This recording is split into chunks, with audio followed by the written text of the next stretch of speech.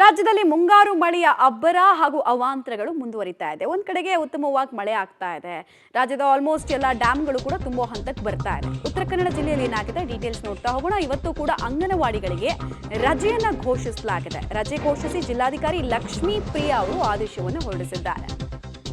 ದಕ್ಷಿಣ ಕನ್ನಡ ಜಿಲ್ಲೆಯ ಎಲ್ಲಾ ಶಾಲಾ ಕಾಲೇಜುಗಳಿಗೂ ಕೂಡ ಅಂಗನವಾಡಿಗಳಿಗೂ ಕೂಡ ರಜೆಯನ್ನ ಇವತ್ತು ಘೋಷಣೆ ಮಾಡಲಾಗಿದೆ. ಉಡುಪಿ ಜಿಲ್ಲೆಯಲ್ಲೂ ಅಷ್ಟೇ ಅಂಗನವಾಡಿಗಳಿಗೆ ರಜೆಯನ್ನ ಘೋಷಣೆ ಮಾಡಲಾಗಿದೆ ಅನ್ನೋದ್ರ ಡೀಟೇಲ್ಸ್ ಲಭ್ಯ ಆಗ್ತಾ ಇದೆ.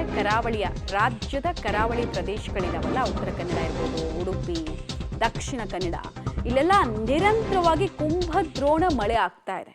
ಕೆಲ ಕಡೆಗಳಲ್ಲಿ ಸಂಪರ್ಕ ಸಾಧ್ಯ ಆಗ್ತಾ ಇಲ್ಲ, ವಿಪರೀತ ಗಾಳಿ ಇದೆ. ಸೊ ಇಂಥ ಟೈಮ್ನಲ್ಲಿ ಮಕ್ಕಳನ್ನೆಲ್ಲ ಶಾಲೆ ಕರ್ಕೊಂಡು ಬರೋದು ರಿಸ್ಕಿ ಫ್ಯಾಕ್ಟ್ರೆ. ಹೀಗಾಗಿ ಬೇಡ ಅಂತ ಮುಂಜಾಗ್ರತಾ ಕ್ರಮವನ್ನು ತೆಗೆದುಕೊಂಡಿದ್ದಾರೆ ಜಿಲ್ಲಾಧಿಕಾರಿಗಳು ಅನ್ನೋದ್ರ ಡೀಟೇಲ್ಸ್ ಸಿಗ್ತಾ ಇದೆ. ಒಂದು ವಾರದಲ್ಲಿ ಆಲ್ಮೋಸ್ಟ್ 3ಕ್ಕೂ ಹೆಚ್ಚು ಸಲ ಈ ಥರ ರಜೆಯನ್ನು ಘೋಷಣೆ ಮಾಡಲಾಗಿದೆ. ಒಂದ್ಸಲ 2 ದಿನಗಳ ಕಾಲ ಅಂತ ಹೇಳಿದ್ರು. ಈಗ ಮತ್ತೆ ಆ ರಜೆ ಎಕ್ಸ್ಟೆನ್ಷನ್ ಆಗೋದ್ರ ಡೀಟೇಲ್ಸು.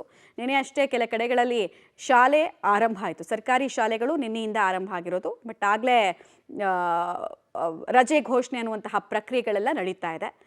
ರೆಡ್ ಅಲರ್ಟ್ ವಿಚಾರವಾಗಿ ಕರಾವಳಿ ಪ್ರದೇಶದಲ್ಲಿ ವಿಪರೀತವಾಗಿ ಮಳೆ ಆಗುತ್ತೆ ಅನ್ನುವಂತಹ ಮುನ್ಸೂಚನೆ ಹವಾಮಾನ ಇಲಾಖೆಯಿಂದ ಇರೋದ್ರಿಂದ ಬೇಕಾಗಿರುವಂತಹ ಪ್ರಿಕಾಷನರಿ ಮೆಷರ್ಸ್, ಪೂರ್ವ ಮುಂಜಾಗ್ರತಾ ಸಿದ್ಧತೆಗಳನ್ನು ಜಿಲ್ಲಾಧಿಕಾರಿಗಳು ತೆಗೆದುಕೊಳ್ಳುತ್ತಾ ಇದ್ದಾರೆ. ಅಲ್ಲಲ್ಲಿ ವಿದ್ಯುತ್ ವ್ಯತ್ಯಯ ಎಲ್ಲ ಆಗ್ತಾ ಇದೆ. ಮತ್ತು ಕೆಲ ಕಡೆಗಳಲ್ಲಿ ಪ್ರವಾಹದ ವಾತಾವರಣ ಕೂಡ ಸೃಷ್ಟಿಯಾಗಿದೆ. ಆರಂಭಿಕ ಹಂತದಲ್ಲಿ ಅಂದರೆ ಪೂರ್ವ ಮುಂಗಾರು ಟೈಮ್ನಲ್ಲೂ ಕೂಡ ಒಳ್ಳೆ ಮಳೆ ಆಗಿದ್ದರಿಂದ, ಮುಂಗಾರು ಸ್ಟಾರ್ಟ್ ಆದಮೇಲೂ ಮಳೆ ಆಗ್ತಾ ಇರೋದ್ರಿಂದ ಕೆಲ ಕಡೆಗಳಲ್ಲಿ ಪ್ರವಾಹ ಶುರುವಾಗಿದೆ.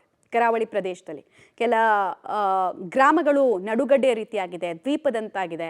ಅಲ್ಲಿಂದೆಲ್ಲ ಕಮ್ಯುನಿಕೇಷನ್ ಮಾಡೋದು ಅಥವಾ ಅಲ್ಲಿಂದ ಟ್ರಾನ್ಸ್ಪೋರ್ಟ್ ತೆಗೆದುಕೊಳ್ಳೋದು ಈ ಕ್ಷಣಕ್ಕೆ ಅಪಾಯಕಾರಿ ಅನ್ನೋ ನಿಟ್ಟಿನಲ್ಲಿ ಈ ಹೆಜ್ಜೆಗಳನ್ನು ಇಡ್ತಾ ಇದ್ದಾರೆ.